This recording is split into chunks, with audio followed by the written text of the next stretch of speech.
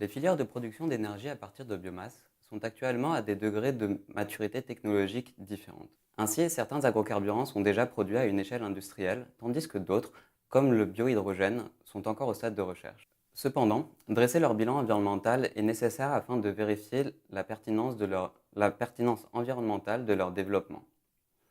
L'analyse du cycle de vie, ou l'ACV, est une méthodologie qui permet de dresser ce bilan environnemental. Je vais vous présenter tout d'abord cette méthodologie, puis nous verrons que certaines spécificités de ces filières de production entraînent quelques subtilités lors de la réalisation de ces bilans environnementaux. L'approche multicritère de l'ACV permet de traduire une activité en termes d'impact potentiel sur l'environnement. À la différence du bilan carbone qui étudie uniquement le changement climatique, l'ACV va prendre en compte d'autres problématiques environnementales telles que l'acidification des milieux, la toxicité humaine ou la consommation des ressources naturelles. L'ACV étudie ensuite l'ensemble du cycle de vie des produits. Ainsi, toutes les étapes qui amènent à la production du produit sont prises en compte lors de l'étude, allant de l'extraction des matières premières jusqu'à la fin de vie du produit. Pour chaque étape de production, un inventaire des émissions est réalisé, et c'est cet inventaire qui est ensuite traduit en termes d'impact sur l'environnement. Finalement, l'ACV étudie les produits par rapport à la fonction qu'ils remplissent. Ainsi, deux produits ne peuvent être comparés uniquement s'ils remplissent strictement la même fonction. Dans notre cas, la fonction que remplissent nos produits est la production d'énergie. L'ACV permet ainsi d'analyser la contribution de chaque étape de production sur les différentes catégories d'impact étudiées et de déterminer quelles sont les étapes critiques à améliorer. Qu'il soit produit à partir de biomasse ou de ressources fossiles, la production et la combustion des carburants émettent des gaz à effet de serre et notamment du dioxyde de carbone. Lorsque ce carbone est issu de biomasse, on parle alors de carbone biogénique. Ce carbone qui est émis sous forme de CO2 provient directement des plantes qui l'avaient fixé via la photosynthèse. Ainsi, la même molécule est alors fixée puis réémise vers l'atmosphère, suivant un cycle court. La contribution du dioxyde de carbone sur l'impact du changement climatique peut ainsi être considérée comme neutre. En revanche, le carbone fossile qui est émis par la combustion des ressources fossiles a été fixé il y a plusieurs millions d'années. Sa contribution sur le changement climatique ne peut pas être considérée comme neutre, étant donné que l'équilibre entre fixation et émission n'est pas réalisé.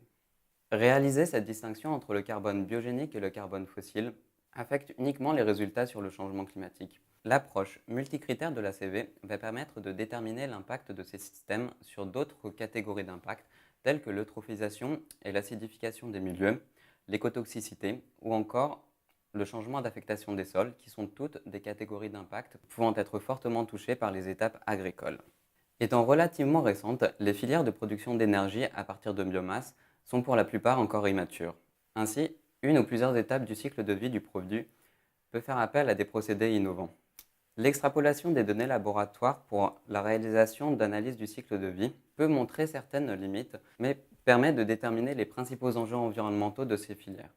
L'intégration de l'ACV dès la phase de recherche et de développement peut permettre aussi de réaliser une optimisation environnementale de ces procédés.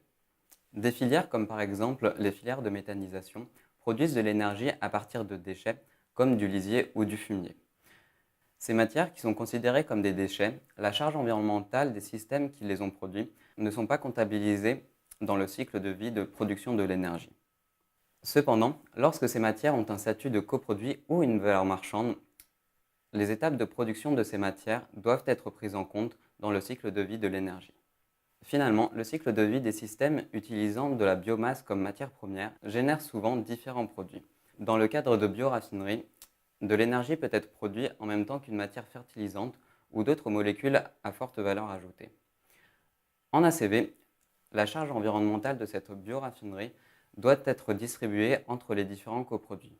Pour réaliser cette répartition, différentes méthodes peuvent être utilisées. La méthode par substitution va gérer ce coproduit en déterminant un produit de référence similaire en termes de fonction aux différents coproduits. On considère que le produit généré par la bioraffinerie a permis de ne pas produire le produit de référence. Les impacts du cycle de vie du produit de référence sont alors considérés comme étant évités et la charge environnementale du cycle de vie du produit de référence est ainsi retranchée à la charge environnementale de la bioraffinerie. L'allocation est la seconde méthode de gestion des coproduits. La répartition de la charge environnementale entre le produit et les coproduits est réalisée dans ce cas en suivant un critère économique ou un critère physique, comme la masse ou la quantité d'énergie contenue dans les produits. Un pourcentage de cette charge est ainsi appliqué au produit et le reste est appliqué aux coproduits. L'ACV est un outil performant pour la réalisation de bilans environnementaux, mais certaines filières, comme les filières de production d'énergie à partir de biomasse, montrent certaines spécificités qui ne sont pas à négliger lors de la réalisation d'études ACV ou de la présentation et de l'utilisation de résultats ACV.